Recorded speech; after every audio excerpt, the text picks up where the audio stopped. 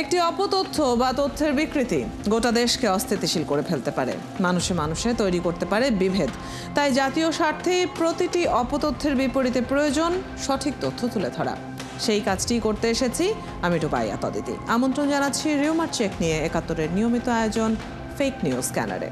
আজ আমাদের সাথে যুক্ত থাকবেন বাংলাদেশ সুপ্রিম কোর্টের আইনজীবী ব্যারিস্টার মুস্তাসিম তানজির। তার সাথে আলাপে যাবার আগে আমরা দেখে নেব একটা প্রতিবেদন, যাতে সামগ্রিক বিষয়টার উপর একটা ধারণা আমরা করে নিতে পারি।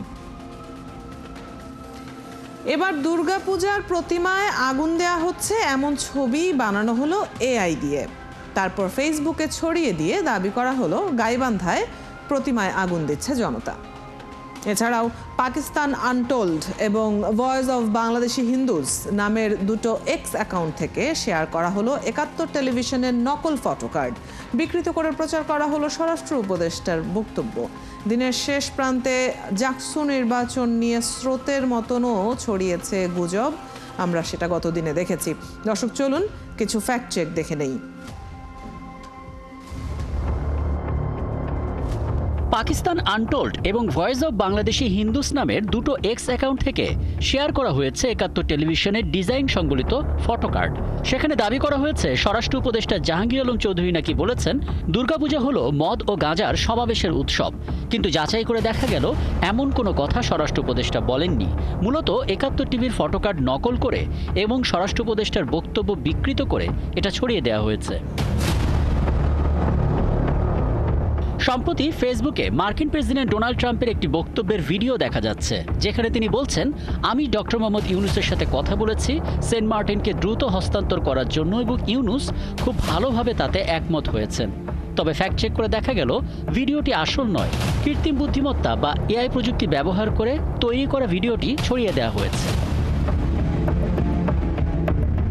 ওদিকে জাতীয় নাগরিক পার্টি এনসিপির নেতা হাসনাত আবদুল্লাহকে নিয়ে আপত্তিকর ক্যাপশনে একটি ভিডিও ইন্টারনেটের বিভিন্ন প্ল্যাটফর্মে প্রচার করা হচ্ছে। তবে রিউমার স্ক্যানারের অনুসন্ধানে জানা যায় ভিডিওটিতে পলায়নের উদ্দেশ্যে ভবন থেকে লাফিয়ে পড়া ব্যক্তিটি হাসনাত আবদুল্লাহ নন। এটা ব্রাহ্মণবাড়িয়ার আদালতে পুলিশের হাত থেকে আসামি পালানোর ভিডিও। এটাকেই এই মিথ্যা দাবিতে প্রচার করা হচ্ছে।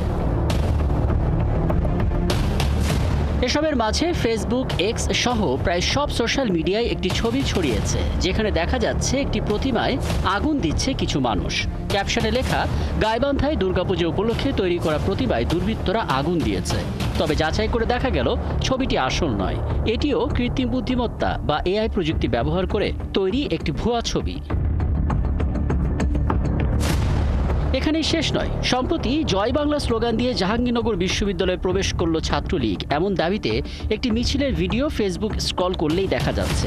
শেষে অনুসন্ধানে জানা গেল ভিডিওটি ৭ মাস আগের জাকসুর গঠনতন্ত্র সংস্কারের দাবিতে বিক্ষোভের মিছিলের দৃশ্য। এটাই মিথ্যা দাবিতে প্রচার করা হচ্ছে। দর্শক, আজকের ফ্যাক্টচেক বিশ্লেষণ করে দেখা গেল শিরোনাম বদলে দিয়ে উস্কানিমূলক ও সংবেদনশীল ক্যাপশনে ছড়িয়ে দেওয়া হচ্ছে পুরনো ভিডিও। ফেক পোস্টগুলো করা হচ্ছে ফেক অ্যাকাউন্ট বা পেজ থেকে এবং ধারাবাহিকভাবে। যথারীতি বিশ্বাসযোগ্যতা বাড়াতে ব্যবহার হচ্ছে এআই প্রযুক্তি। রাকিব হাসান, ৭১। দর্শক, আগেই জানিয়েছি আজ আমাদের সাথে আছেন বাংলাদেশ সুপ্রিম কোর্টের আইনজীবী ব্যারিস্টার মুস্তাসিম তানজির। তার সাথে আলাপে যাব এই বিষয়গুলো নিয়ে। আপনাকে স্বাগত জানাচ্ছি ৭১-এ। আমরা কিছু রিউমার দেখছিলাম, কিছু রিউমার আমরা এমনিতেই দেখি, আমাদের নিজেদের নিউজ ফিডেই অনেক সময় আসে, কারণ সবগুলো ভাইরাল হয় না। যেগুলো ভাইরাল হয় সেগুলো নজরে পড়ে। আমরা সংবেদনশীলগুলো নিয়ে সাধারণত এরকম প্রতিবেদনে তুলে ধরার চেষ্টা করি। এবং এই যে দুর্গাপূজা আসন্ন, এই সময়টা নিয়ে এক ধরনের ভয় ছিলই যে সাম্প্রদায়িক কিছু উস্কানিমূলক বিষয় ঘটতে থাকতে পারে। সেটা বাস্তবে ঘটার আগেই দেখা যাচ্ছে যে এআই প্রযুক্তি ব্যবহার করে ঘটানো হচ্ছে। এই ধরনের অপতথ্য, এই ধরনের রিউমার ছড়ানো তো একদম উদ্দেশ্যমূলক, দাঙ্গা বাঁধানো, একটা ভালো একটা যে এলাকায় ভ্রাতৃত্ব রয়েছে দুই সম্প্রদায়ের মধ্যে, তাদের মধ্যে একটা সম্পর্ক নষ্ট করার প্রবণতা, এই বিষয়গুলো মবের মতো বড় বড় সমস্যাগুলোরও সৃষ্টি করতে পারে। এক্ষেত্রে বিশেষ করে আমি যদি আলাদা করে সুনির্দিষ্ট করে বলি যে ধর্মীয় উস্কানির ক্ষেত্রে আমরা কোনো আইনি ব্যবস্থা কি নিতে পারি? জি, অবশ্যই।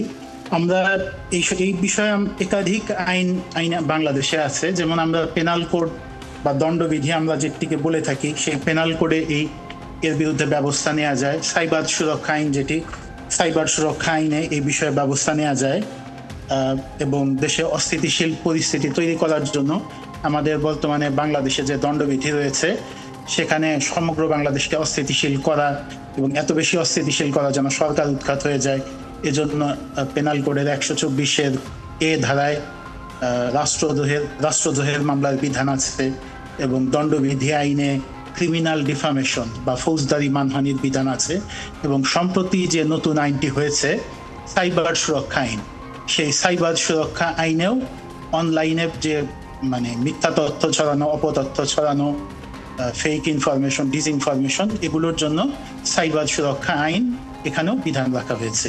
তো এই সবগুলো আইনের অধীনেই আমরা পরিস্থিতি ভেদে আমরা মামলা করতে পারি। তবে এক্ষেত্রে মনে রাখতে হবে যে এগুলো একটি থেকে আরেকটি আলাদা। বিশেষ করে যেমন রাষ্ট্রদ্রোহ, এই আইনটির অপব্যবহার বিগত সরকারের আমলে ব্যাপক পরিমাণে হয়েছে। তো এই নিয়ে মানুষের মধ্যে বিভিন্ন রকম ভুল ভ্রান্তি রয়েছে এবং এই মামলাগুলোর করার পদ্ধতি, আদালত, সেগুলোও কিন্তু ভিন্ন ভিন্ন। যেমন সাইবার সুরক্ষা আইন, এটি করতে হয় সাইবার ট্রাইব্যুনালে। আবার পেনাল কোডের মামলা, এগুলো আমরা সাধারণ ফৌজদারি আদালতে আমরা এই মামলাগুলো করতে পারি। তো এরকম বিভিন্ন ধরনের ব্যবস্থা নেওয়ার সুযোগ অবশ্যই রয়েছে। সাধারণ মানুষের কাছে এই তথ্যগুলো আছে কিনা এবং মামলা কারা করবে? এই যে ধর্মীয় সাম্প্রদায়িক কোনো বিষয় নিয়ে যদি মামলা করার হয়, তাহলে সেই মামলা আসলে কোন পক্ষ করবে, কোথায় গিয়ে করবে, সেগুলোর জন্য কি কোনো ধরনের নির্দেশনা আছে? জি, অবশ্যই নির্দেশনা আছে। এক্ষেত্রে যদি বাংলাদেশের আইনে বলা আছে যে খুব গুরুতর কিছু ফৌজদারি অপরাধের তালিকা আছে, এগুলো সাধারণত রাষ্ট্রপক্ষ পরিচালনা করে থাকে। যেমন একটা হত্যা হলো, ধর্ষণ হলো, অথবা খুব বড় মাপের দাঙ্গা হলো, সেক্ষেত্রে পুলিশই বাদী হয়ে মামলা করে থাকে।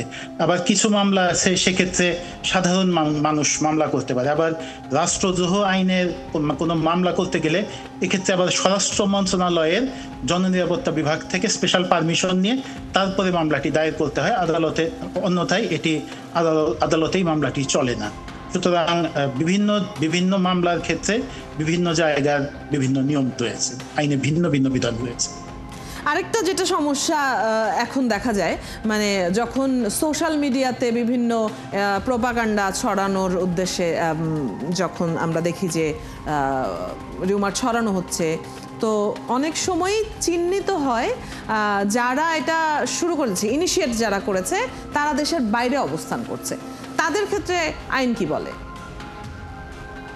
সেক্ষেত্রে আইনে কিছু ব্যবস্থা নেওয়ার বিধান করা যায়। যেমন প্রথমত তাদেরকে যদি আইডেন্টিফাই করা যায়, এখানে প্রথমে মনে রাখতে হবে যে আইডেন্টিফাই করাটাই এই ক্ষেত্রে সবচাইতে ডিফিকাল্ট একটা বিষয় হয়ে থাকে। কারণ ফেসবুকে কেউ যদি একটা ফেক আইডি খোলে, সেক্ষেত্রে তার অরিজিনাল আইডেন্টিটি বের করা এটা খুবই ডিফিকাল্ট এবং অধিকাংশ ক্ষেত্রেই এটা অসম্ভব একটা কাজ। আর যদি ওনার আইডেন্টিটি বের করা যায় এবং জানা যায় যে তিনি ভিন্ন দেশে অবস্থান করছেন, সেক্ষেত্রে বাংলাদেশে ট্রায়াল ইন অ্যাবসেন্সিয়া, অর্থাৎ ওনার অনুপস্থিতিতেই মামলা দায়ের করে বিচারিক কার্যক্রম পরিচালনা করা যায় এবং এক্ষেত্রে ওনার অনুপস্থিতিতেই বাংলাদেশে আদালত শাস্তি ঘোষণা করতে পারে, ওনার সম্পত্তি জব্দ করতে পারে, এরকম বিভিন্ন ব্যবস্থা নিতে পারে। এবং যদি যে দেশে উনি অবস্থান করছেন সেই দেশের সঙ্গে বাংলাদেশের যদি এক্সট্রাডিশন ট্রিটি থাকে, বাংলায় আমরা যাকে বলি বহিঃসমর্পণ চুক্তি, এই চুক্তি থাকলে সেই চুক্তির মাধ্যমে আমরা বিদেশ থেকে সেই অপরাধীদের ফিরিয়ে আনতে পারি। আমরা জানি যে শেখ মুজিবুর রহমানের হত্যাকারীদের বাংলাদেশের বাইরে থেকেও অনেককে ধরে আনা হয়েছে বহিঃসমর্পণ চুক্তির মাধ্যমে। তো এরকম কিছু কিছু দেশের সাথে এই চুক্তি আছে, সেসব দেশ থেকে আমরা ধরে আনার ব্যবস্থা করতে পারি। তবে এই ব্যাপারটি বোধহয় আপনি যেমনটি বলছিলেন যে চিহ্নিত করাটাই তো একটা বড় চ্যালেঞ্জ হয়ে যায়। আর এত সহজলভ্য হয়েছে এখন আসলে প্রযুক্তি যে বোধহয় এগুলো সামলানো আলাদা একটা চ্যালেঞ্জ হিসেবেই সামনে আসছে বারবার। আপনাকে অনেক ধন্যবাদ।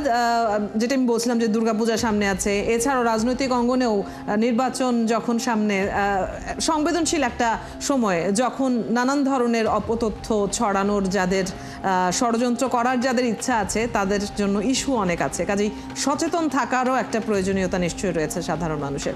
আপনাকে অনেক ধন্যবাদ আজ আমাদের সাথে যুক্ত হয়ে সময় দেওয়ার জন্য এবং এই আলোচনায় অংশগ্রহণ করবার জন্য। দর্শক, আজ আমাদের সাথে ব্যারিস্টার মুস্তাসিম তানজীর যুক্ত ছিলেন, এতক্ষণ তার সাথে আলোচনা হচ্ছিল। আপনারা আছেন ফ্যাক্ট চেক নিয়ে একাত্তরের নিয়মিত আয়োজন ফেক নিউজ স্ক্যানারে। প্রতিদিন আমরা রিউমার দূর করতে হাজির হব ঠিক একই সময়ে একইভাবে। আপনারাও যুক্ত হতে পারেন। যে কোনো খবর যদি আপনাকে সংশয়ে ফেলে সেটির একটি স্ক্রিনশট আমাদেরকে মেইল করতে পারেন fns.71tv@gmail.com অথবা ফেসবুকে যোগাযোগ করুন www.facebook/fake news scanner। আমরা সেই তথ্যের ফ্যাক্ট চেক করে আপনাদের জানাবো।